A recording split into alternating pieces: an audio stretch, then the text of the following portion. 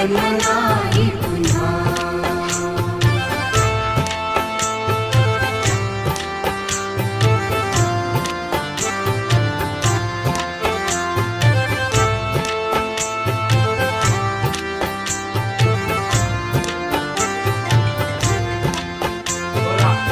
हा जन्म आहे सद्गुरु कृपेचा, हा जन्म आहे सद्गुरु कृपेचा, हा जन्म आहे सद्गुरु कृपेचा. हरि ओम स्वामी समर्थ म्हणा.